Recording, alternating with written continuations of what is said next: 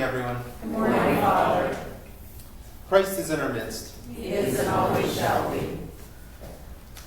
So I stand before our reliquary here, and inside are relics of a lot of the saints we have, and some other holy things that we have right here. We have them in things such as this, which I'll bless with people with at the end of church. We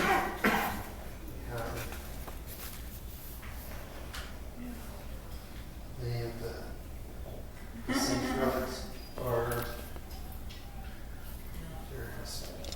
they're wrapped in various ways. St. Nicholas's bones are in here.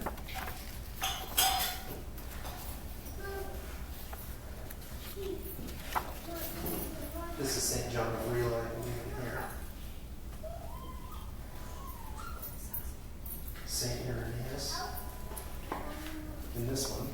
So, and we have many more saints' relics in there as well. But what is the purpose of us having saints' relics in here? Here's the icon of all the saints, and we have different groupings of the saints, right? We have apostles and equal to the apostles. We have hierarchs, priests, martyrs, confessors, ascetics, unmercenaries, saints who are meaning the healing saints. They didn't do it for monetary gain. So what is the purpose of us having relics? Just for fun? We have 3 times as many relics as the church down the street, so we have. I must admit, I feel that way sometimes. I'm a human. I am, but I'm like, we have a lot of real relics. Yes, you know, I am proud of some of the collection of things. I am a collector,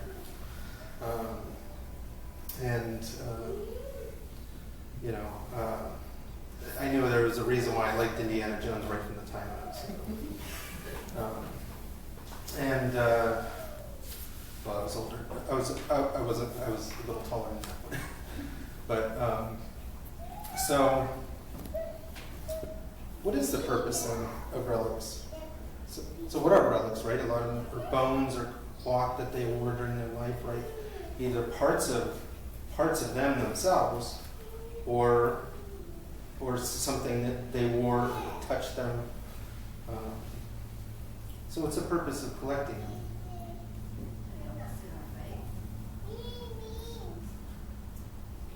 Maybe. Well, so how does it help? How does it help us? Remembering. Yeah. So when we look around at the icons, we understand that they're not just pictures, but they're windows to heaven, right? So we understand that the presence of the saints are here. And so on this All Saints Sunday, the icons of the saints are very important. So we have a window to their soul there, and here we have the other part of them, their body. And we remember God came to save our whole selves. On that last day, He will raise us up, body and soul, with a renewed body, right? And the gospel says in the regeneration, right? So our bodies will be regenerated. What does that mean? We don't know, right? I mean, we have, you know, I get all sorts of questions as a professor, like, are we going to be like our 33-year-old selves?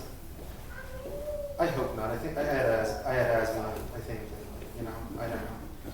I was going bald a little back here at that time that it came back. But all levity aside,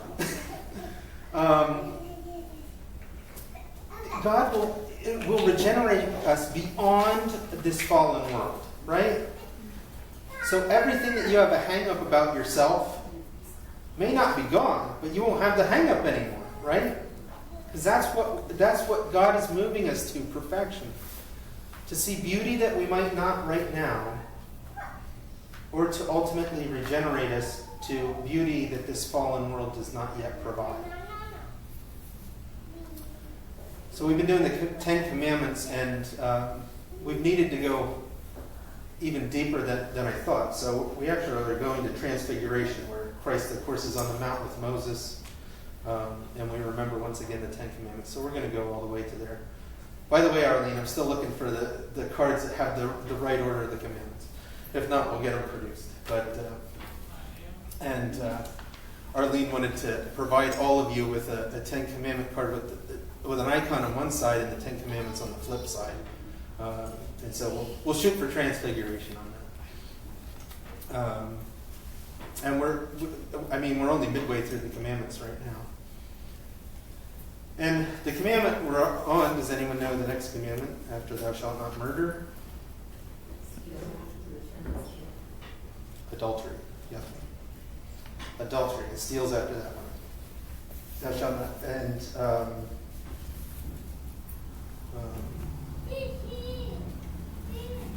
so we have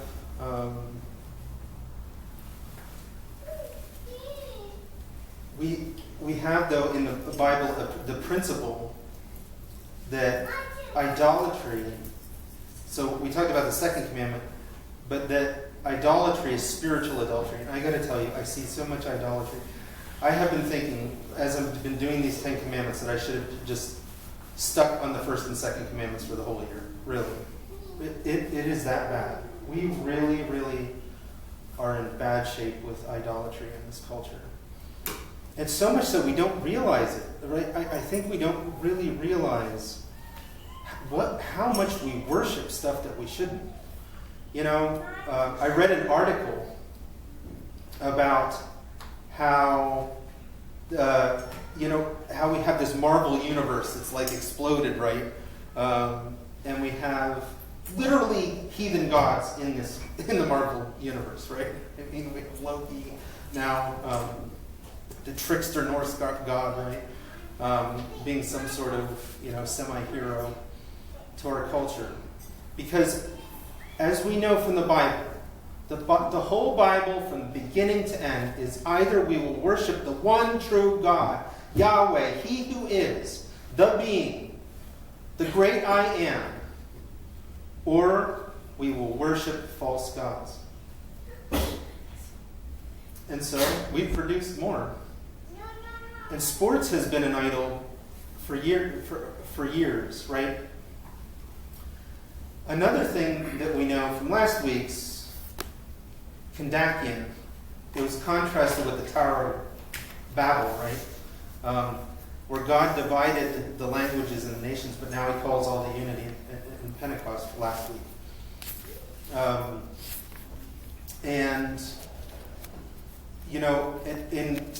In Babylon, we have a story, we have an important message there. That technology is God-given. Medicine's God-given, everything else. But all of it can be misused, right? The Tower of Babel was a prime example for God gave us this great ability and these great minds. Let's build a tower to heaven and overtake it, right? That seemed like a good idea to somebody, Nimrod, amongst others. And people just went along with it. In our culture today, people are just going along with this. Let's topple the Christian God. The Tower of Babel is being erected right now. But we stand high on another mountain. A mountain that's greater than Sinai. A mountain that's greater than any of the peaks in Jerusalem. And that is the mountain of God, the church itself. Therefore, we also, since we are surrounded by so great a cloud of witnesses, let us lay aside every weight and the sin which so easily ensnares us, and let us run with endurance the race that is set before us, looking unto Jesus, the author and finisher of our faith, who for the joy that was set before him endured the cross, despising the shame, and is set down at the right hand of the throne of God.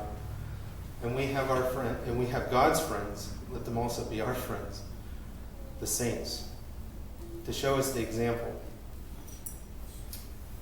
And I said last week, and I'm going to go a little further into this week, that you may be closer to sainthood than you think you are. And, you know, I just read and posted on how a housewife taught St. John Chrysostom how to preach, right? And this goes back to it was a simple housewife who had a conversation with him, and he actually changed his preaching style as a result of this conversation.